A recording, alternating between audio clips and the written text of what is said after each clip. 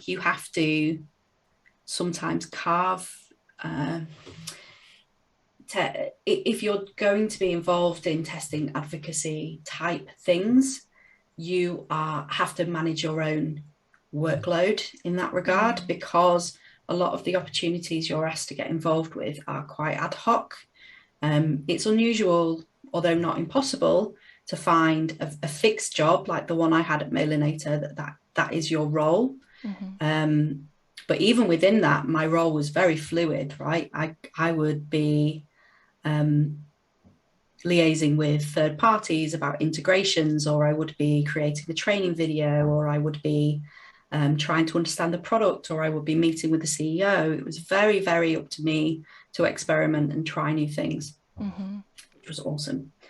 But I think you have to be quite regulated with yourself sometimes and prepared to say, okay, I have a page full of opportunities and I can't say yes to all of them because this is going to completely burn me out and no one is going to tell me not to do it. So I think you have to consciously decide what your kind of internal red lines are. And people will respect that. I kind of thought in the beginning that you have to say yes to everything, and you really don't. Like, you really don't. So yeah, that's definitely a lesson Well, that's sort that of I the learned the hard way.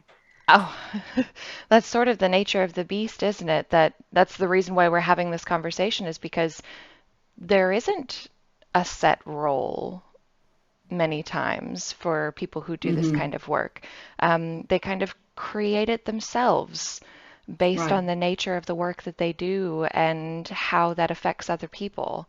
So that's very interesting. I like that you mentioned that it was very fluid because that's very true for all of this. Everything's always changing. There's new technologies, there's new ways in which to connect with people. So it is very fluid.